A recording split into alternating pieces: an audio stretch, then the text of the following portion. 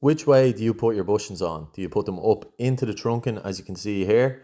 Or do you do it the other way, which I've been told is the correct way, this way?